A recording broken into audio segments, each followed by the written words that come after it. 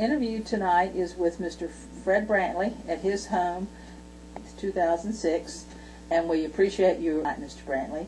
And you have told us that you have done some research and recollection about the businesses that were located in downtown Mooresville, and so we would like for you to share what you have written down and remembered about all these businesses that were located in downtown Mooresville. Will do it. Thank you. Okay, I remember what I'm going to tell you about. I do remember all these things where they were, and I wrote them down kind of in order that I think it was. So I put on my glasses so I could see better. Anyway, I started on Broad Street, going from north to south on this, and I started at it to cotton gin. There was a cotton gin and an oil mill combination there. And Mr. Hart told me that he was laughing about, I was talking to him one time, and he said he enjoyed seeing all the colored people coming, and they would dip their sweet potatoes they were eating in that cottonseed oil. Said it had a better taste, and they liked it better that way. But they started there was a cotton gin oil mill, and then that was... and that was on Broad Street at what corner? Broad Street on the corner of Iredale and Broad. That was Iredale and Broad. And they had a cotton bar there named Jim Brawley, of course, and Steve Hart. He was there. That's Mr. Harry's daddy, I believe. That's during 1928, 1930, and 34. And it started in West Iredale Avenue. There was a little service station there where the Ford place was, and there was H.B. Burrell had a Texaco station there. But there was a little tiny service station there that belonged to Smut Smith. Otha Smith was his name. His wife was named Mary. She worked at the bank for years and years with O&I Houston. And there was a couple of houses there, and then this is on Broad Street. Now I'm talking about going down Broad Street. Logan Hobbs had a clothes cleaners there, and it was made out of rock.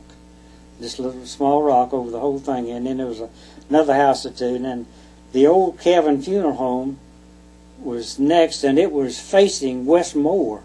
Instead of facing Broad Street, it was facing Westmore, and which was then made it facing the Creamery. Mooresville Creamery was there on the corner, straight across from it. And Mooresville Creamery had an upstairs to it to bring sweet potatoes over, to store sweet potatoes for farmers in the winter. And I don't remember exactly what they charged per bushel, but they would sell you the crates semi-nailed, and you had to put them together and nail them together. And I know when we'd take them over in an old wagon, we had 24 crates in there, 3 wide and 8 long, you know, for those bushels of potatoes. And then there's a couple of houses. Wait a minute now. Okay, Westmore Avenue. That's where the Creamery was, and the Deluxe Ice Cream. And then there was a driveway, an alley in between those buildings for trucks to go through. And there's Safety Chevrolet Company, and then the Mooresville Enterprise newspaper, and that was Mr. Freeze. I forgot what his first name was. And then there was Johnson's Ice and Cold. And he had horses and mules. Now those horses and mules were so trained naturally that they did it themselves. When they would be delivering coal or ice, and they'd go down the streets and stop at certain houses, those horses and mules, each there was one single wagon's what they were. Either one time be a mule, one time be a horse. The guys loading them were driving away, didn't have to. They automatically stopped.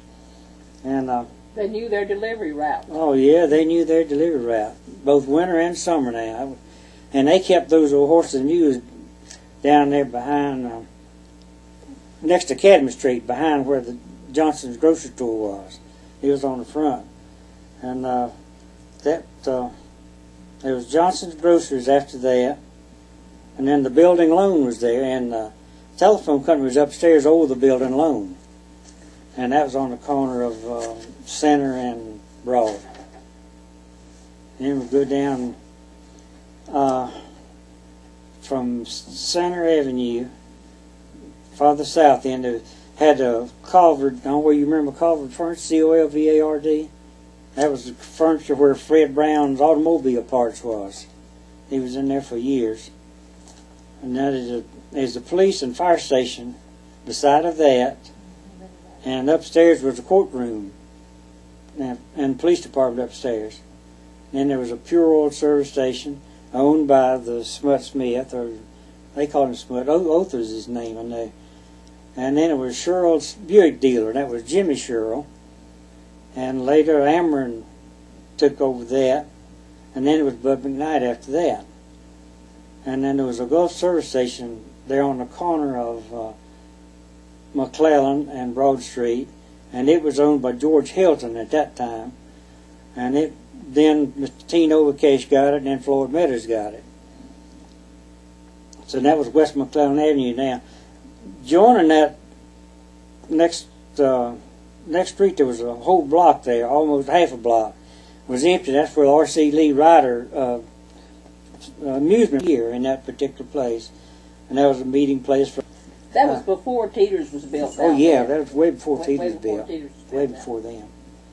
And I had an aunt, and that was my daddy's sister, Aunt Etta. She had a boarding house down there, further down the street there. So they had Mr. John Rankin's house, and they took those houses down. I think there's 3 more. And where they took those 3 homes down, they replaced with an automobile lot by H.T. Mayhew, and had the First National Bank, had a branch bank down there, a barber shop, Carl Coon, and Goodman Drug was there later, and then Teeters in there later after all these things went out. Teeters and they came in there. And then there was a house down there with the Mills. It used to have a J.P. Mills store in town somewhere. I'm not sure on that. And Dr. Anderson's old home place. And there's a Broadway, a throughway from Broad Street to Academy Street, down there where it's got the automobile place, married to Phyllis Hobbs. Forgot his name, don't kill me. And there's the another auto parts place you're talking about that's down on Broad Street now. Right. There was a throughway there between. It's still there. That throughway is still there. Yeah, it is. This little road. You can only go one way. They used to go either way. And then Mr. Nat Johnson owned the old ice and cold and stuff. His home was down there next, and after that was the Broad Creek Methodist Church. And then there was Wes Wilson in Broad. And there was a few houses along that first long block there. And after that, then Brandon's Cleaners came in. There was another house or 2. And Jess Cook's Diner. He had a little diner on the side of the road that really good, had good hamburgers and everything. Breakfast, people ate there all the time. And then there was a boarding house, but I forgot the people's names. They came from Robertson, I believe. They came from the mountains down here. And then, let's see, the Southside Baptist Church is down there, but it was just facing Academy instead of facing abroad. And then the old ballpark was down there. This was in the late 30s and early 40s as a Class D ball team is what it was. And old Carl Wiggins won a 1939 Chevrolet. First draw in the head down there for that. And then there was that the Mooresville Moors playing there? Sure was. Kelly, Norman Small was one of them. You know, and he married Sarah Small and Sarah Sherrill and stayed there. In fact, he died more than she did too. And that was on down the Mill houses down the next block. And the last thing on that road was Kelly Sherrill's grocery store. And he was the grandfather to Dr. Sherrill now, you know, in town here. Okay, I'm going to start out on Main Street now, north to south again, on the right-hand side at Linwood Road. And it was Alexander don't kill me. Alexander Station, when lawn sharpener business was there.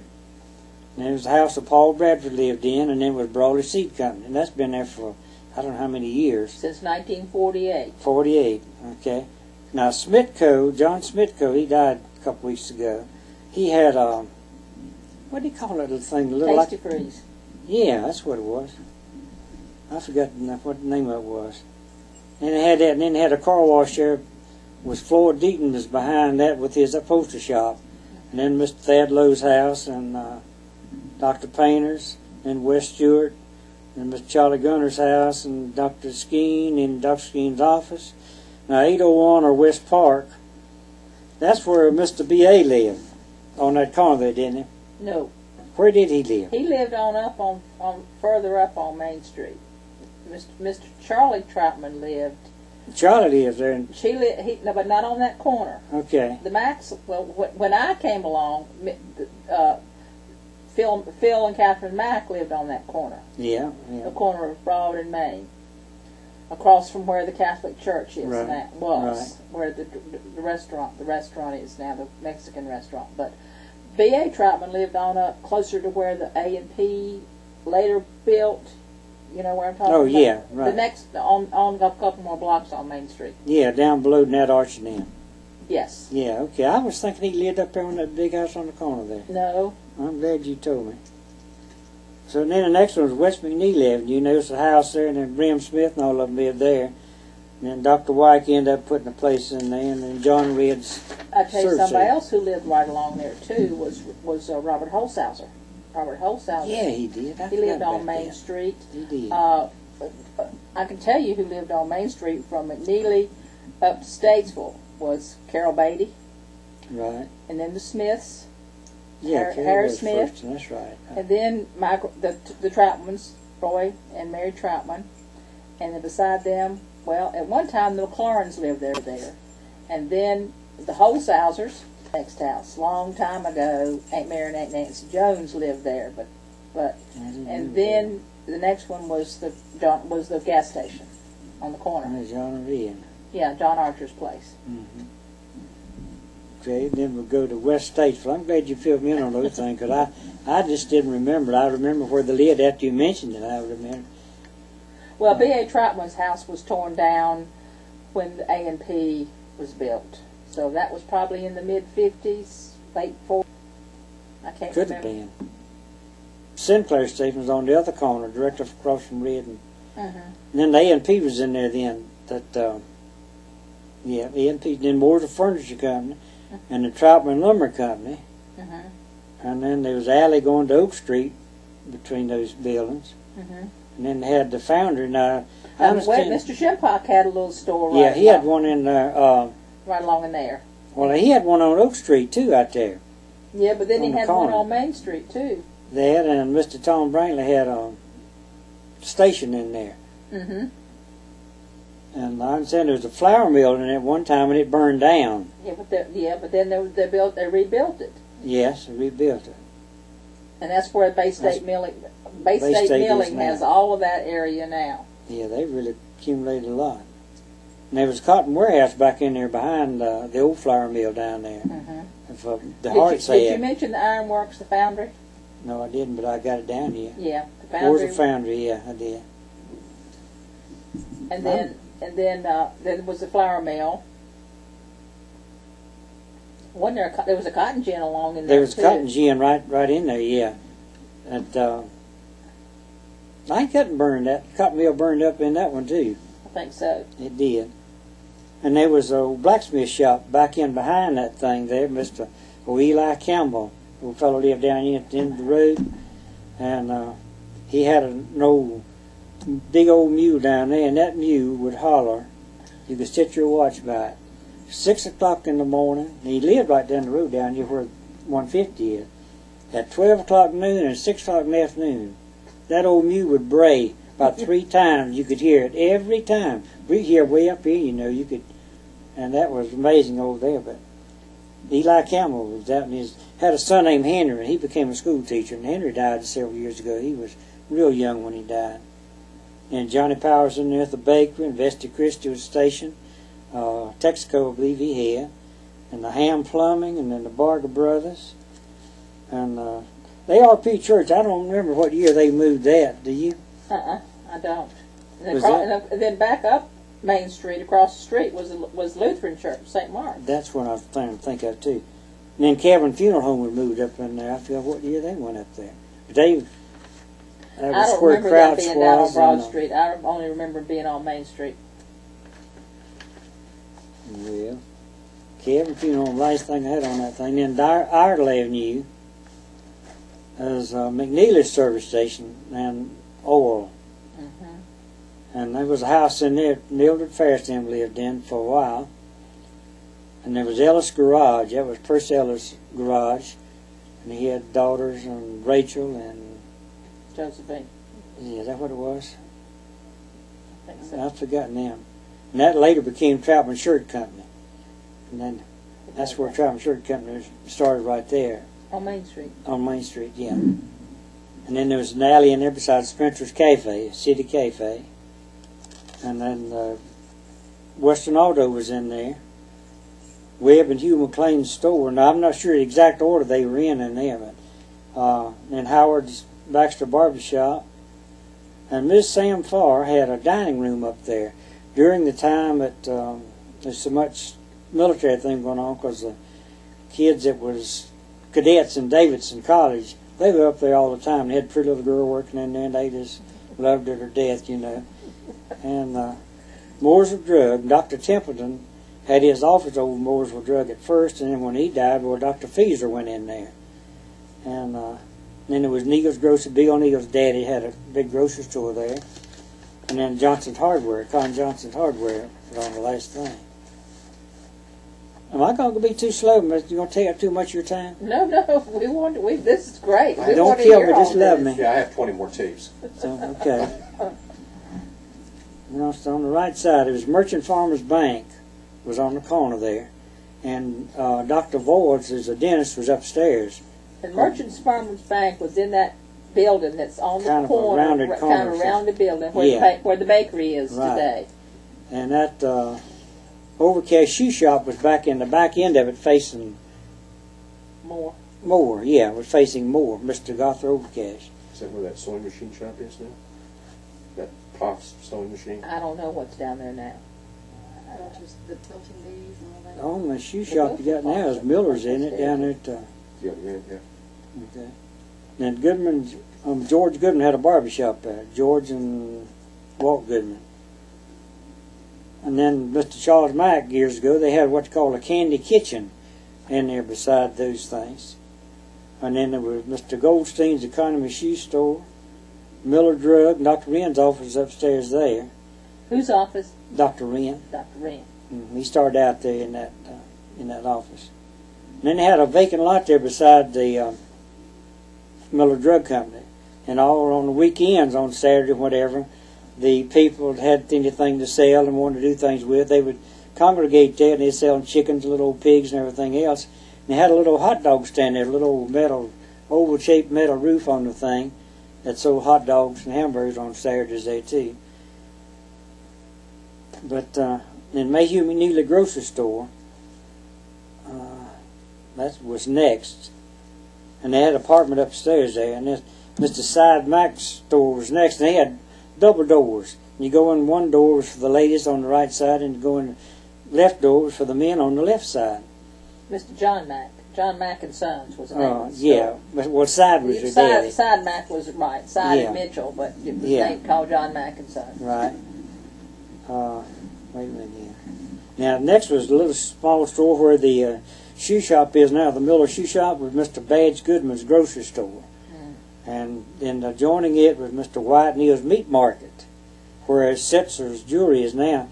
And Nebo Brown's Cafe was a barbershop underneath it, too, at one time, back before you get to the depot. Now, on Mr. White Neal, everybody knows old Webb McLean. He tickled me, and he said that Mr. White had a lot of customers in Davidson College down there, and they would call up there and want some meat, you know. Well, he had fixed up the meat, Mr. White did, and he'd call Webb, and he'd give Webb 50 cents to ride his bicycle down to Davidson. Webb said, "Guys, I put a lot of miles on it every time I got back." So it was funny. And the depot there. Now on the depot, you know, there was a big ramp behind the depot, behind all those stores back there. Not all of it. Went down for probably 100, 200 feet. And it went down to the thing, you know, and Mr. John McPlace's. And when those horses, the farmers found out when they was coming, they had a heyday over there. I mean, all the farmers would go to town. They was hoping there'd be a little rain so they wouldn't lose any time, you know. But they would go in there and had Uncle Tom Simmons up the gate for the horses to come out.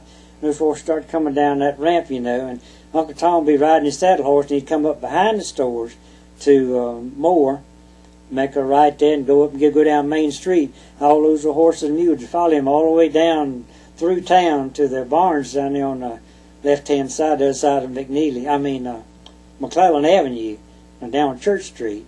It's where the barn was facing on Church Street, but it was actually, they entered it from the Broad Street. So Main Street. Mr. McNeely had those horses brought in to sell. Oh yeah, they was a big trader.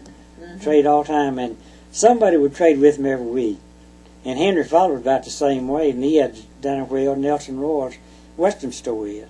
Henry had a big barn out there, and they had one uptown on Broad Street side of the Moore's Roofing Company years ago. I'm getting off my track here a little bit. That's okay. If you don't mind. But Mr. Bub Westmoreland, he was bad about buying horses from Henry and them, and he'd keep them a little while and sell them to somebody and make more money off of them than Henry sold them for. But there was people there, but Henry would come in the load and they knew when he's coming. Well, they would be there for 2 or 3 o'clock in the morning, coming in from Mississippi, Alabama, Louisiana. I went with them several times to get horses down there.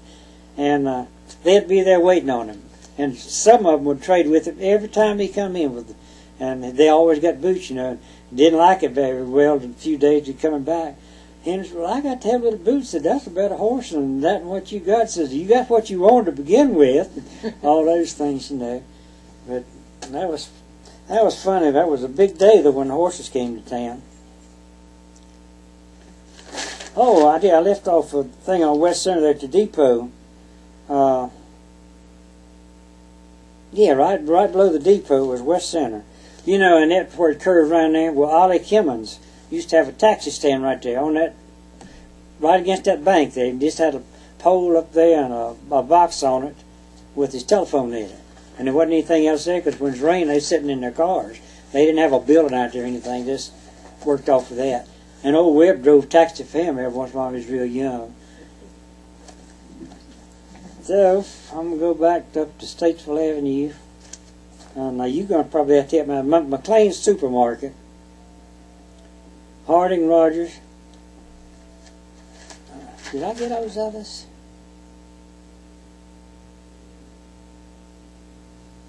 I skipped one, didn't I? What? I skipped one. I left Main Street at Linwood. You're going to go all the way back out to I Linwood? went back out there next to Lynn. Yeah, this was next to me in order from the way I did it. On Linwood Road. And then Watt Smith had a place out there. Called it the Connoisseur. And they had the best barbecue and buttermilk you ever had in your life there. And let's see, there's a station there too. Watt Smith, and there's a big old vacant field, and there's some houses, and then Stewart Avenue.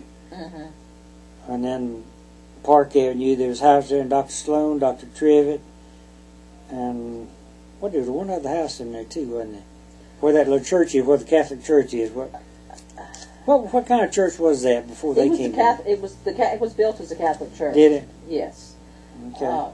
The Mack family was instrumental in getting that church built.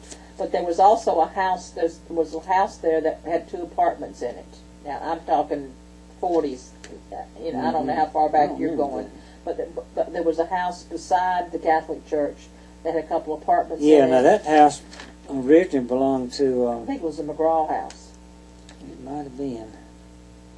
And then there was the Sloans and Dr. Trivet's. Yeah, Dr. Sloan, Dr. Trivet. And then there was a vacant lot. There was a lot. And then there was a house on the corner of McNeely and Main, but I don't know. Remember, that's where the pantry is now. Very few houses on down through there. It was just a few about. And the old First and Last Chance store was down on the corner. But before you got to the First and Last Chance, there was the McNeely's. There were 2 McNeely houses. Yeah. There was Mr. Roy McNeely's place and Mr. Cy McNeely's place. Yeah. And then the First and Last I Chance. didn't remember where those was. I didn't remember that. That was where I lived, and my grandparents lived along there, so that I know about those. And then the First and Last Chance was on the corner of Statesville and Main Street. Right. And there was another house between the McNeelys and the First and Last Chance, but I'm not sure whose it was.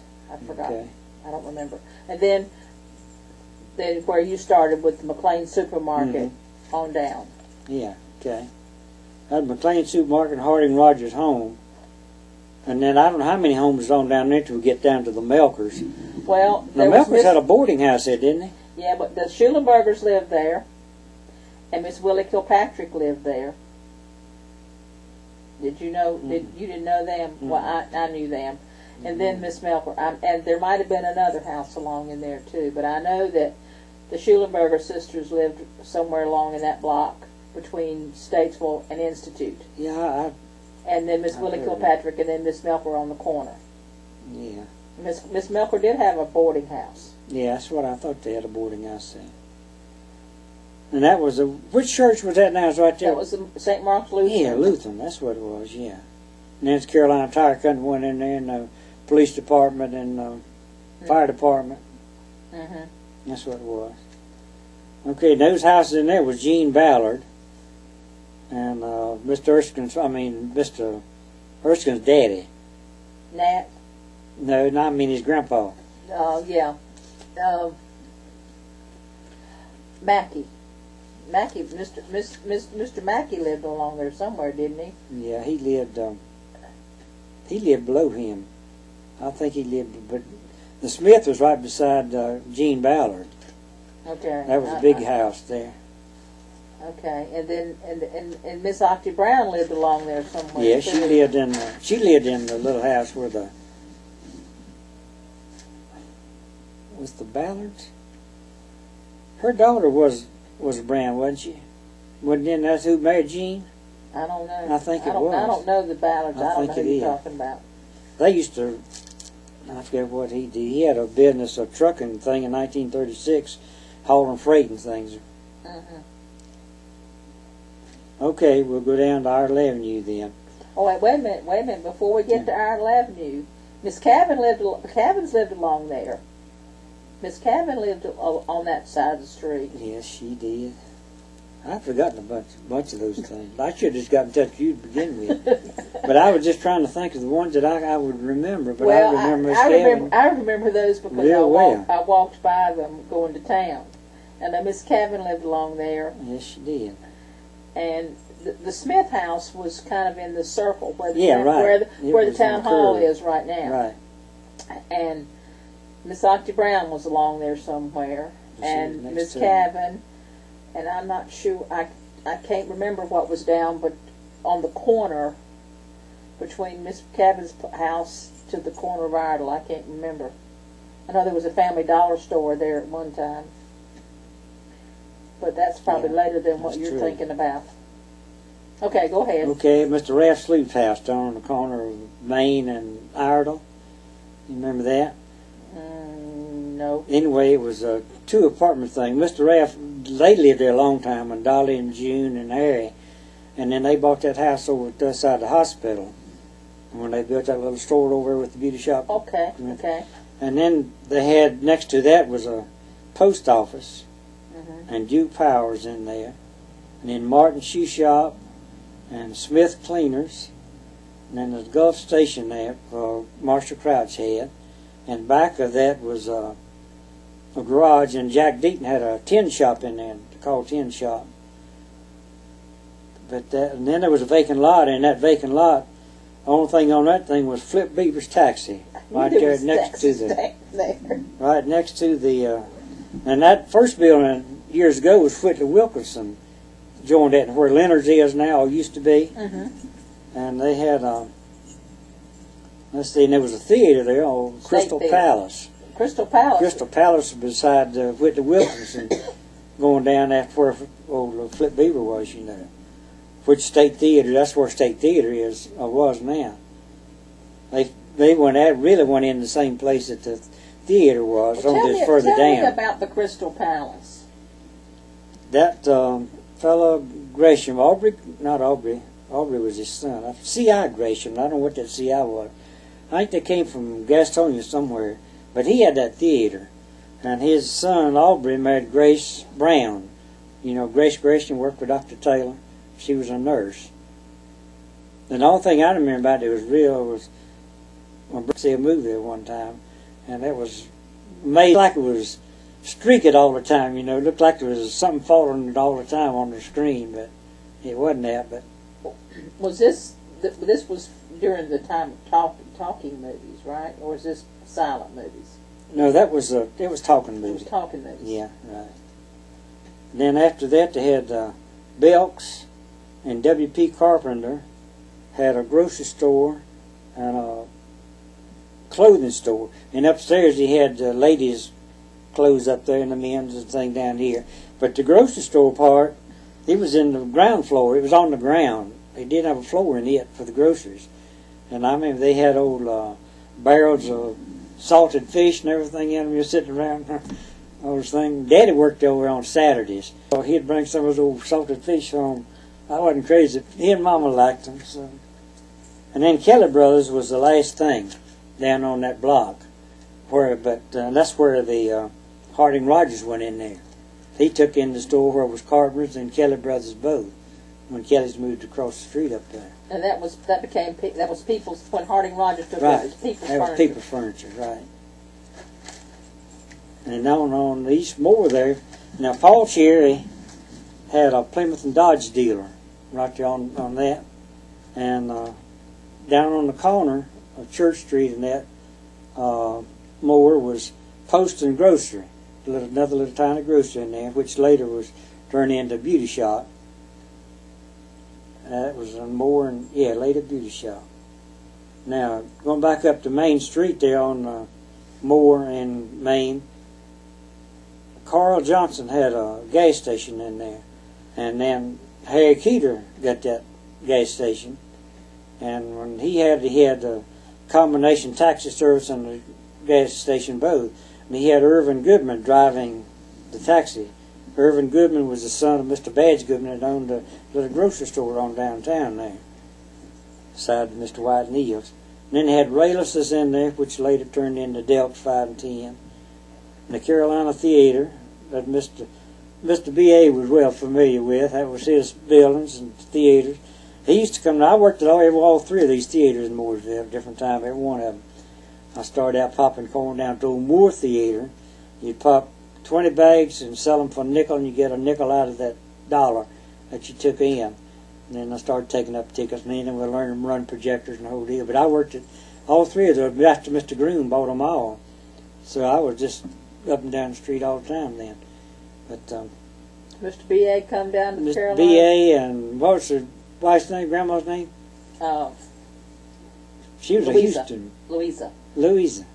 Yeah, that said out there. She was a Jones. The Jones. I was thinking of Houston. I was thinking Mr. Ben Houston's. Well, no. Oh, Mr. Ben, I know he Mr. married Ben that. married one of his daughters. Yeah. Yes. But they would sit there in front of the old Carolina Theater, especially on Saturday nights, because the whole town, came to town on Saturdays. Walk up down the street, there wouldn't be a parking place anywhere in that town. Everything from one end to the other. And they'd come in about dinner time, and a lot of them would go home and do their work and come back and sit there at night. In fact, that's where I saw my first wife. She was with Ray Mills. That was her brother-in-law, and her sister's name was Betty. And they came up the street, and they'd park out there on Saturday nights, too, And so Lewis Perry was working at the Carolina Theater with me then. And he was taking up tickets, and I was ushering then. And David come over, my other brother. He'd come, we would usher on Saturday nights. And, well, every night had a big crowd. I know one night had this big crowd, and we was flying up and down the aisles, finding seats. And this old boy and his girlfriend was standing in there, and I heard him say, said, wait, this minute. She started on in. He said, wait a minute. Said, the settlers will be here in a minute. So that was kind of funny. But let me see, getting back to Lewis, and Lewis, he was such a character. And I told him, when I saw Willie, the first time I saw her in my life, they was in a 38 Chevrolet coupe. It was a brand new one. And she was sitting on the side next thing. They happened to park out there close to your granddaddy. And they was sitting there, and I looked at them, and I looked at that pretty girl, and I told Lewis Perry, I said, Lewis, I'm going to marry that girl someday. He said, oh, Fred, he says, I said, yes, I am. And you know what he did? He found out who she was, and he wrote a letter down at her. Had everything in it, I didn't know anything about it till several weeks after that. And I'd met her brother. He worked in the cotton mill. And so he says, you're Fred? I said, yeah, I'm Fred Brantley. And he said, well, my sister got a letter from Fred Brantley. I said, you get no letter from me.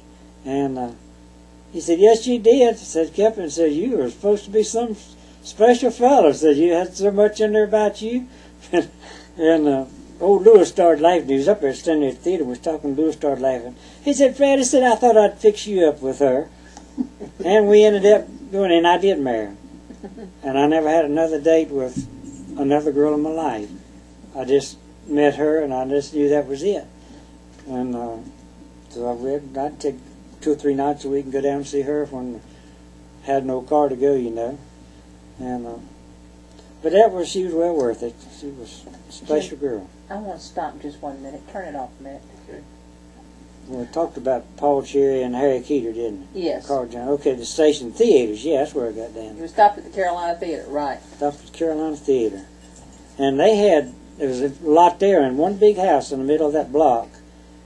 I don't know who that house belonged to, but they had a little metal building. It was about a 10 by 10. And this Ed Sinclair from Taylorsville came down there, and he had a produce stand in there. And cold in the winter, used to be cold anyway, you know, and the only heat he had was a bucket with Coke in it. You know, COKE, the Coke that you burn like coal. Mm-hmm. And that was the only heat he had in that old building. We'd stand around that thing waiting for the time to open up the theater. And but when we went, and then the next building, you remember Miss Flowers Hotel? I don't remember that You don't hotel. remember that probably. I don't remember that hotel, but I've heard a lot of But stories it was a about hotel, that. and I forgot how many stores there was, several stores. Mm-hmm. And the very first thing in that hotel was a auto parts place, right there, in the branched out over the sidewalk. And I think Miss Farr at one time had her dining room down there. I think she came in and fixed meals for them, and then before she ever went up to the other place I was telling you about earlier, Mm-hmm. side Mordor Drug. And then after that was Mr. Rob Johnson's home. The mayor of the town had a house in that lot then, that next lot. Let's see. Yeah, Mr. Mayor Johnson. And then I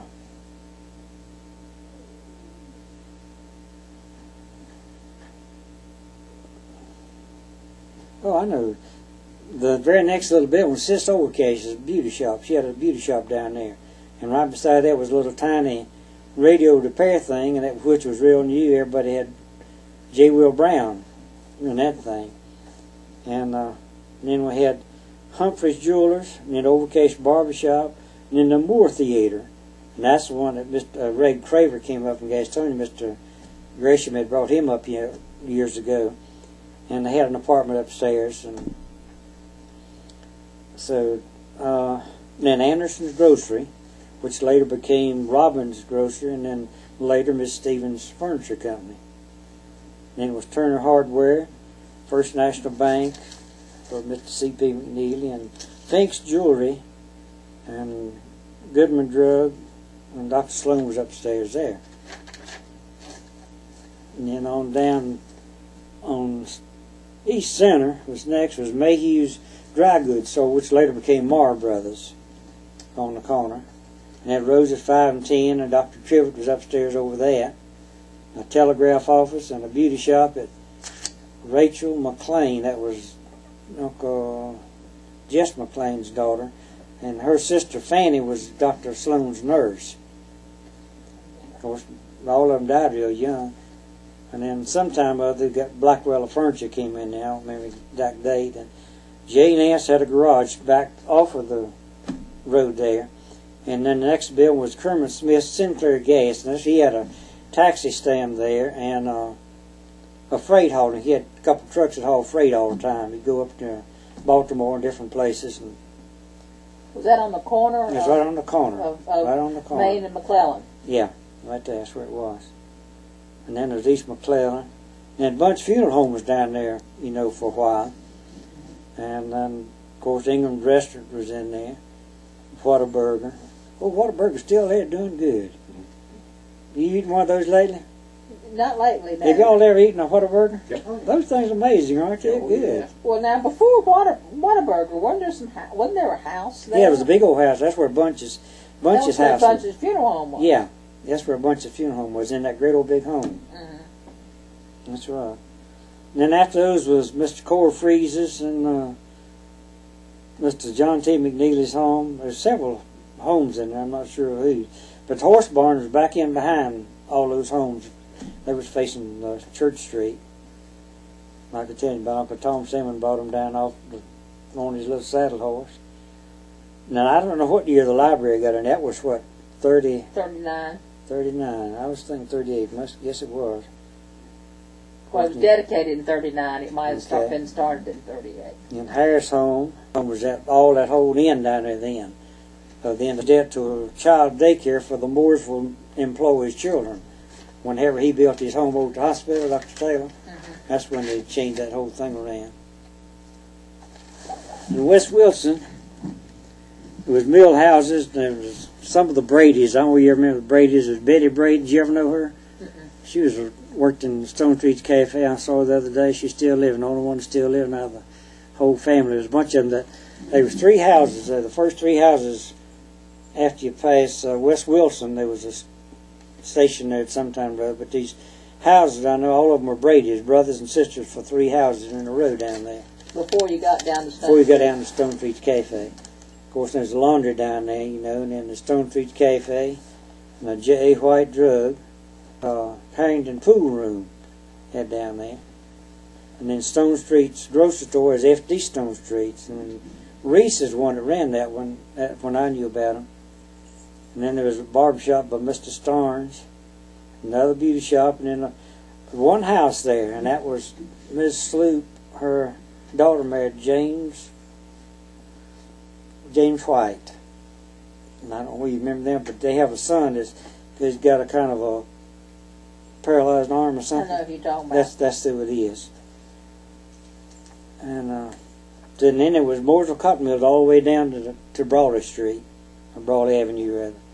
And then down there at Brawley Avenue was C.C. Lackey's store, and Fox Apartments, and houses down to the city limits. And that just outside the city limits was Robert Knox had a service station down there and grocery, and he sold a lot of fireworks down there. You could slip down, he'd get them from South Carolina somewhere, but you could go down there and get some from him. Now, some little old stores I was thinking about in that area down there was Mr. J.T. Smith on Shears Chapel. You go out Brawley and turn back to right on Shears Chapel Road, a little store on the left there.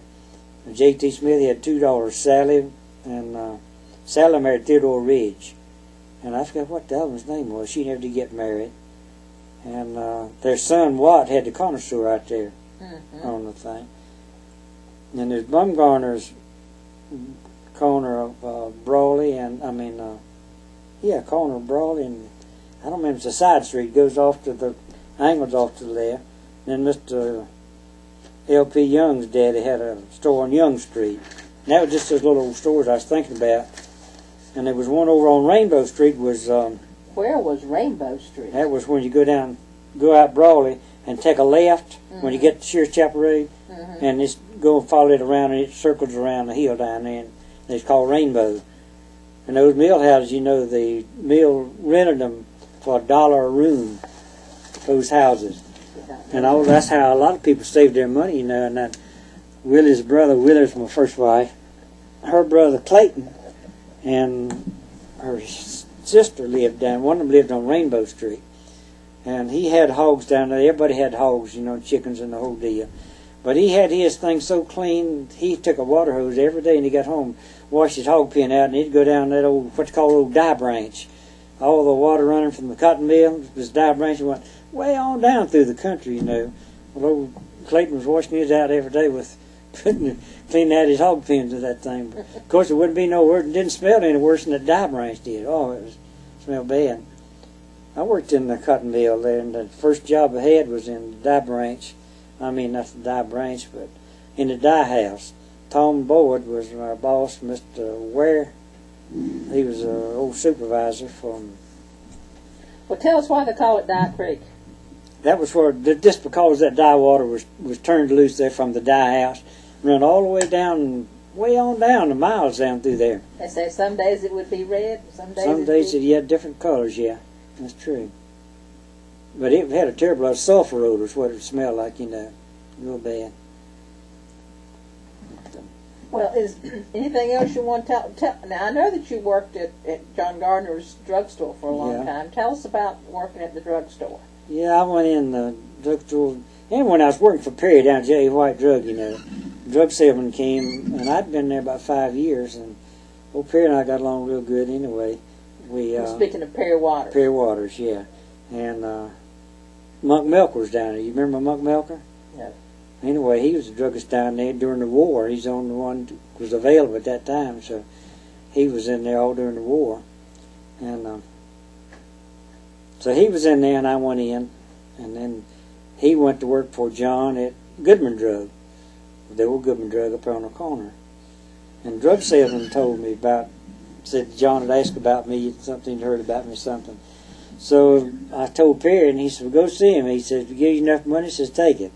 And I was making $30 a week then. And so I went to see John, and he said he'd give me $50, start me out at $50.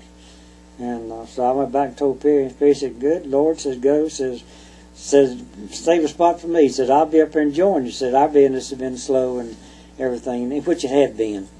And after John came to town, they had the drugstore, everything in it, you know. So John built this store in '52, April of '52, and I went to work for him in August of '52. And it was 80 feet long and 40 feet wide over there close to a medical center. I mean, hospital, Lawrence Hospital. So I went to help him, and anyway, John gave me a $15 raise in 2 weeks. And he liked me anyway. We got on, and so we ended up, we'd taken turns. Well, I worked one Sunday, he'd work one Sunday. We'd switch it back and forth for, it was about 4 years. We didn't either one take a day off. We was busy all the time. We just kept working. So he said, we'll get some more help. He said, then you and I are going to take some trips. So we got Perry to come up there then, and old Perry was glad to come. He was really glad. So after Perry came, John said, you ready for a trip? I said, anytime. So he had a '58 Oldsmobile. It wasn't it was a coupe's what it was. '58 Oldsmobile coupe. So we took off one day. We said we were going to be gone. So we just got in the thing too. I didn't know where we was going, and he didn't either. But we took off out west, and we got to Miami, Oklahoma. That new Oldsmobile motor just blew up in it. So we had to stay there 2 days, 3 days, 2 days, I guess it was, till they could get in touch with the company, you know, and put a new motor in it. Then we went on through Texas and down we went on Route 66 through those little old towns, and we shot down to Juarez, Mexico. We went in there and we bought a bunch of stuff that, I might have a couple pieces in here yet. I don't remember that. But anyway, we bought a bunch of, what am I trying to say? That flower vases and all that kind of stuff. Pile of stuff we brought back. We sold everything. We had a gift shop over at that time, because we had spread that, I go back on my story, don't kill me. That 1957 was when they bought the house between Dr. Painter's and Dr. Taylor's house and the drugstore. Anyway, he bought that house. And we tore the house down, and he said, you can have that. Hubert Reed, black boy, is over. He delivered groceries all the time. So John told us, he said, y'all can have that old house. You tear it down and get rid of it. And I said, I want to get started on the building. So we started tearing it down at night after we got off from work, you know. And I took the old, let's see. Yeah, I took the old horse and wagon. I didn't have a truck that time. I took the old horse and wagon. We loaded that old wagon up. And I took the floor, good floor down here, and then the rafters, it was rough, so 2x6s and 2x8s and 2x10s on the bottom. Anyway, that's what's under this thing here. Overhead is the rafters, and over here's the floor seals, what I brought from that old house, you know. And so we ended up down in Mexico, and we came back, like I said, and we stopped in Texarkana, Texas. Met this fellow out there. He was a pharmacist out there. And he had a Western store there. So we bought a bunch of Western clothes and bought those things on. Sold those things at that particular time. That was 58. Was it? Bill Stewart from Davis, Oklahoma had moved here, and he was looking after Dr. Moore's herd of Black Angus cattle. And Dr. Moore's Black Angus cattle was a 1,000-acre ranch out here where Brawley's school is, where Brawley School was. That whole thing was 1,000 acres in there. And that's what Bill came to work for them. And I said, how did you ever get here? He said, every time I'd move further east, I made more money. And he said, I might end up in the ocean. But anyway, he was a real nice fellow and had 3 boys. And the oldest boy was in his 20s. And so we became real good friends. And Bill got killed. His wife, he came to the drugstore, and he left the drugstore and all, and the train came down, crossing there back of Fairview Church, where the railroad track is, come down back of Fairview Church at 11 o'clock in the morning. And he was going across that thing going back home, and the train hit him and killed him. He didn't live, but maybe it was just an hour or two, maybe. He kept our old hospital, and I was in there with him, but he was just gone.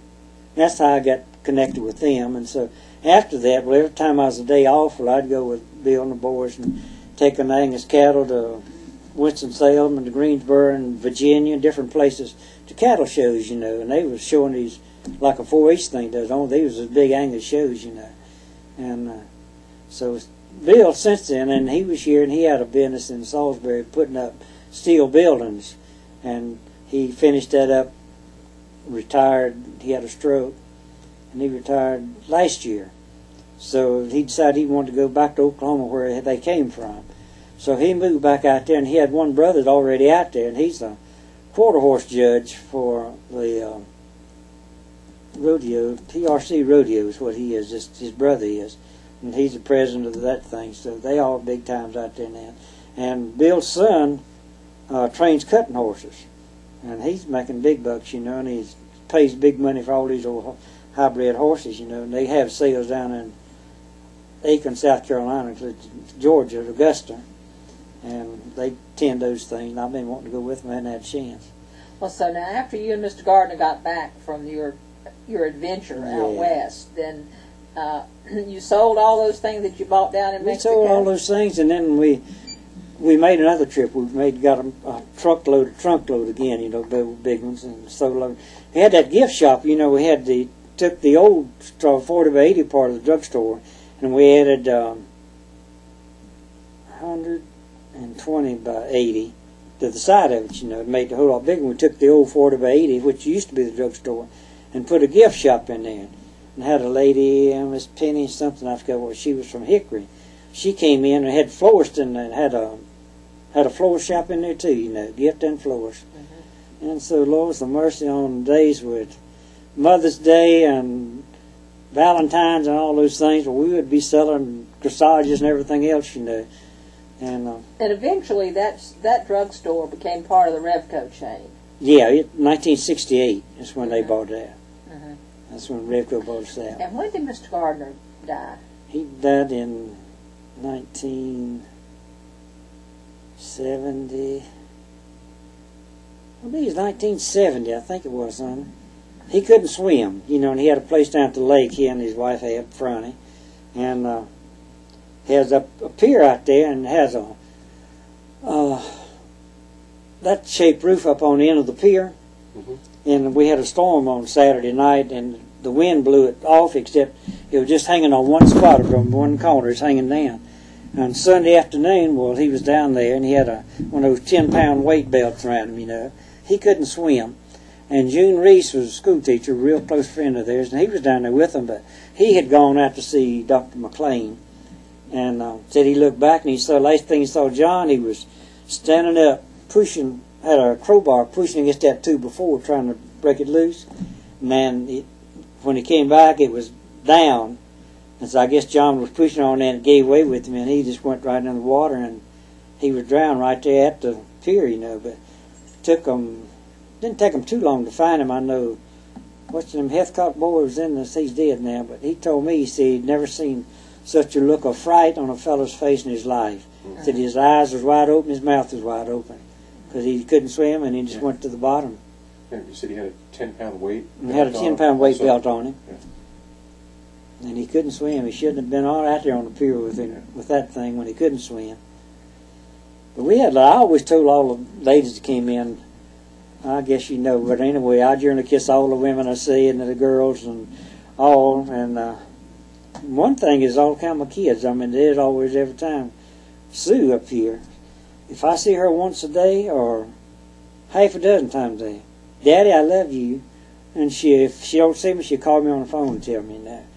Or she'll call Nancy and tell Daddy I love him and whatever. But that's how I got started hugging all the women. Mama was real hugging too. She always wanted us to love her. And so, but the women came in the drugstore. I'd ask them about bringing us a cake. I said, "You bring us a cake?" I said, "No. Next time they came, they'd bring me cake." I mean, more cakes than you ever seen in your life. That's about everyone that came in.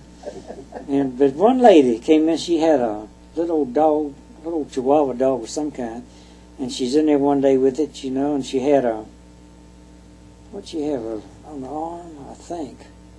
Maybe it was up here on her neck. Had a big Band-Aid on, some kind of medicine thing.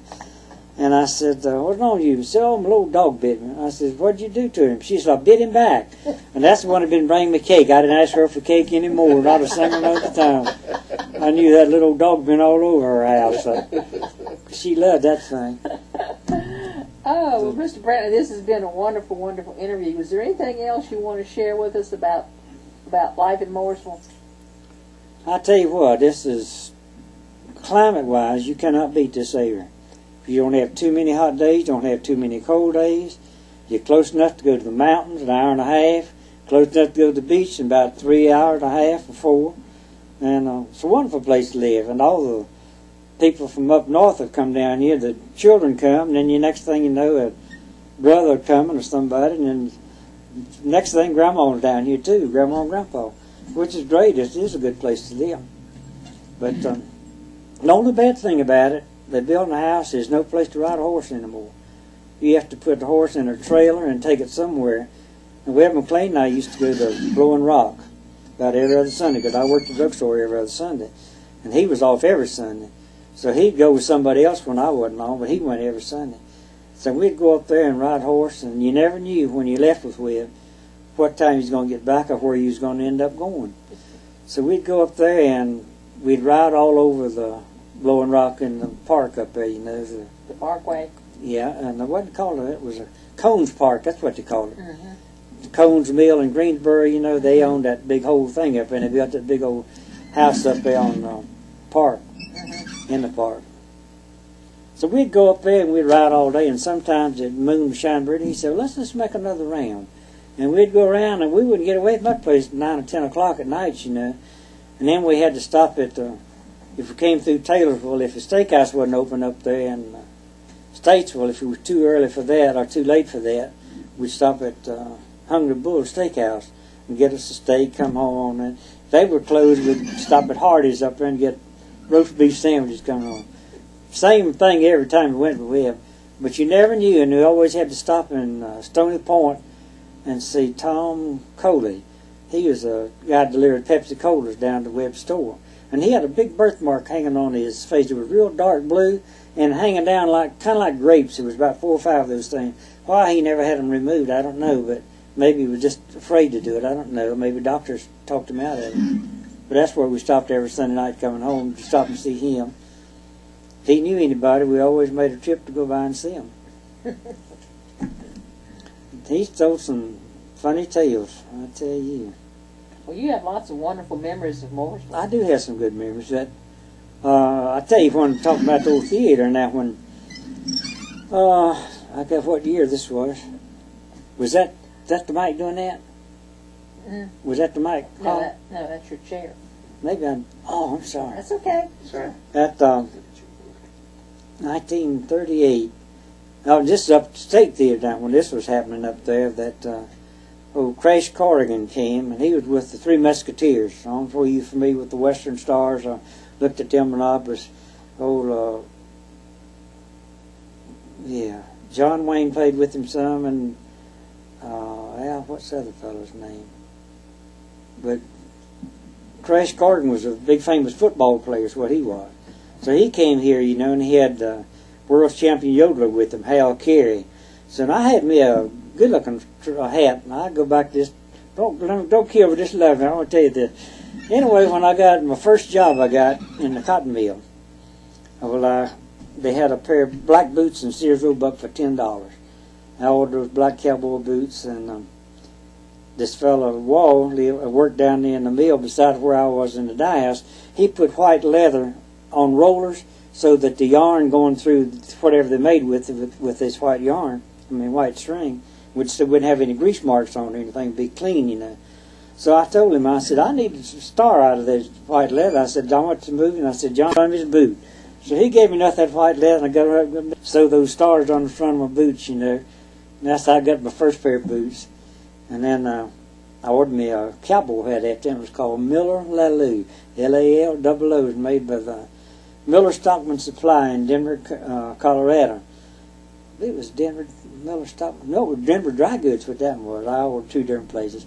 Anyway, I got this pretty white hat, you know, and this old boy, the yodeler from California with Crash Cargan, and he wanted to trade hats with me. I said, no way. He had a big, heavy felt hats on, you know. Of course, I did have one like that, and I'll tell you about that in a minute. But we had a big crowd down in, and another time at Carolina Theater, this was in '38, had a picture there. Gene Autry played with Ken Maynard. All Gene did was sing 3 or 4 songs. 3, I believe it was. But we had on the, I put it up on the marquee, Ken Maynard and Gene Autry in Old Santa Fe. And people come in looking for big things, you know, with Gene Autry, but he was just getting popular at that time on the radio. And so for that particular movie in Old Santa Fe, I took the Daddy's old wagon and made a covered wagon out of it and put a white sheet over the top of it, you know, put the thing on it. Took the little horse on and got Spencer Hartzell painted a sign for me. Put an Old Santa Fe and a big old long cloth thing and fastened that on the side of the wagon, you know, the Carolina Theaters, certain days, and I drove all over town with that thing, up to Cascade, down the mill, over to the hospital, everywhere streets I could get on, I drove that old wagon for a whole day.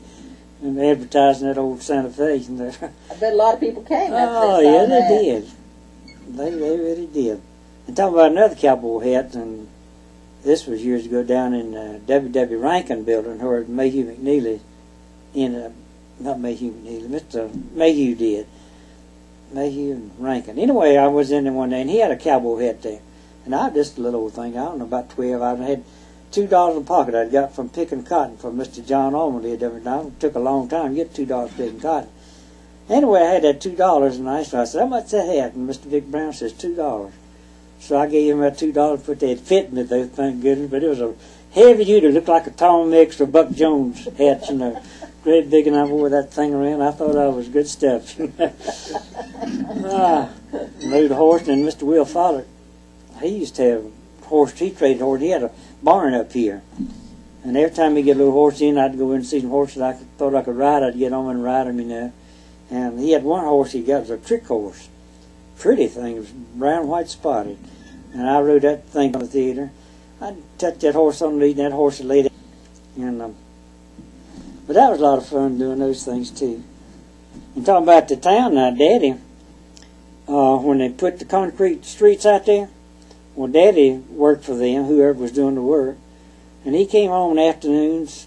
You couldn't hardly see his eyes. He was just covered up in this old gray cement, you know, all over him. And that's what he doing. He was emptying these bags of cement out for whoever's mixing them up. For I don't know how long he worked over. It was a good while, but till they got all those streets done. But, let me see. Something else I was going to tell you. I don't remember now. Well, we certainly do appreciate this, especially your memories of all those stores downtown. That's wonderful to have that memory recorded and that information recorded for us, and we do appreciate it. Thank you so much. I appreciate you, to all of you. I appreciate that. But, thank you. Oh, yeah. You talk about yodeling, old Nancy.